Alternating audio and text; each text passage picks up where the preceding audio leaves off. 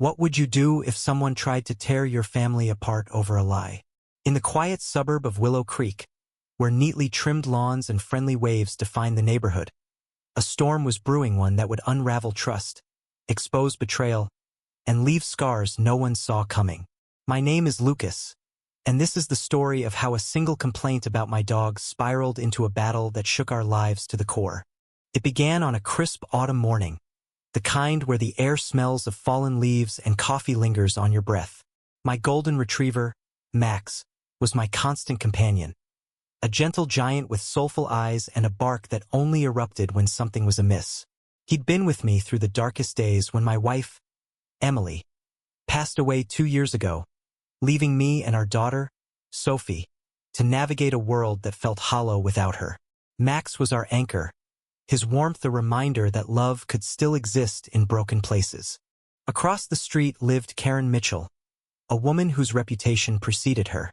She was the neighborhood's self-appointed watchdog, her eagle eyes scanning for any infraction a lawnmower left out, a car parked slightly askew, or, God forbid, a dog that dared to bark. Karen's complaints were legendary, each one delivered with a smug smile and a clipboard she carried like a badge of authority. Most neighbors rolled their eyes and complied, but I never imagined she'd set her sights on us. It started with a note taped to my mailbox. Your dog's barking is disturbing the peace. Control it, or I'll report it to animal control. The words were scrawled in sharp, angry letters, and I felt a prickle of unease. Max rarely barked unless provoked, maybe a squirrel or a stray cat, but nothing excessive. I shrugged it off, thinking Karen was just being her usual dramatic self. I crumpled the note and tossed it, unaware that it was the opening shot in a war I didn't choose. Days later, Sophie came home from school in tears. "Dad, they took Max," she sobbed, her small frame trembling. My heart sank as she explained that animal control had shown up, citing multiple complaints about Max being a nuisance. Karen had followed through, her accusations painting Max as a vicious beast. I was livid, but more than that, I was terrified for Sophie.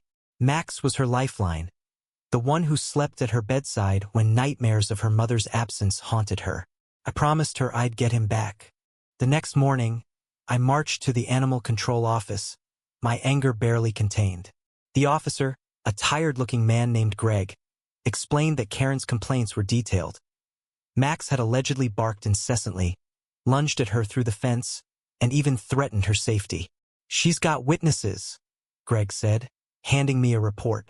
"You'll need to prove otherwise, or Max could be deemed dangerous." The words hit like a punch. Dangerous? Max, who let Sophie dress him in silly hats and snuggled with her during thunderstorms. I knew Karen was lying, but proving it would be another matter. That's when I remembered the CCTV cameras I'd installed after a string of package thefts last year.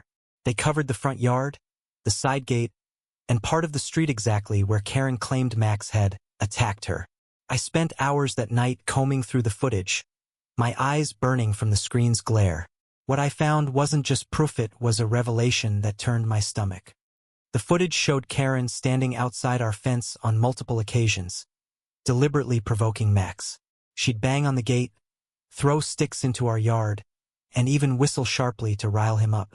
One clip was particularly damning. Karen, her face twisted in a sneer, leaned over the fence and tossed a handful of gravel at Max while he slept on the porch. He startled, barking wildly, and she jumped back, feigning fear for any onlookers. It was all an act, meticulously staged to paint Max as a menace. My hands shook as I saved the files. This wasn't just about a dog, it was personal. I hired a lawyer, Maria Alvarez, a fierce advocate with a reputation for taking on tough cases. She watched the footage, her jaw tightening. "This is gold," she said. "Karen's not just lying, she's fabricating evidence. We're not only getting Max back. We're suing her for defamation, emotional distress, and malicious prosecution." I nodded, feeling a flicker of hope, but also dread. This wasn't just about winning, it was about exposing Karen for who she was. The neighborhood buzzed as word spread. Some supported us, sharing their own Karen stories, while others stayed silent, afraid of her wrath. Then came the twist I never saw coming. Mrs. Eleanor, the elderly widow next door, asked to speak with me. She was a quiet woman, rarely seen outside her garden, her hands always dusted with soil from tending her roses. "Lucas," she said, her voice trembling, "I saw something you need to know." Eleanor revealed that Karen had approached her weeks ago, asking her to corroborate the complaints about Max. She offered me money. Eleanor whispered, her eyes brimming with tears. Said it'd help with my medical bills. I refused, but I'm ashamed I didn't tell you sooner.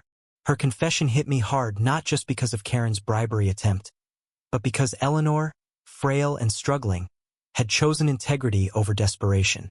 Her courage gave our case new weight, and Maria added witness tampering to the lawsuit. The court date arrived, a gray morning heavy with tension. Sophie clung to my hand as we entered the courtroom, her eyes searching for Max, who was still in animal control's custody. Karen sat across the aisle, her face a mask of indignation, as if she were the victim. The judge, a stern woman with sharp eyes, watched as Maria presented our case.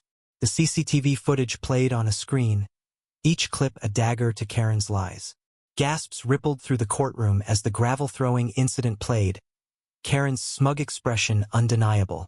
Eleanor's testimony sealed it, her quiet voice carrying the weight of truth. Karen's defense crumbled. Her lawyer stammered, claiming she'd acted out of fear for her safety. But the evidence was irrefutable. The judge ruled in our favor. Max was to be returned immediately, and Karen was ordered to pay damages for defamation and emotional distress. As we left the courtroom, Sophie hugged me, whispering, "We did it, Dad." But the victory felt hollow. Max came home that evening, his tail wagging but his spirit subdued. The weeks in confinement had taken a toll, and Sophie spent hours curled up with him, whispering promises of love. I thought the worst was over, but the neighborhood wasn't the same. Karen's lies had fractured trust, and whispers followed us, some pitying, others judgmental.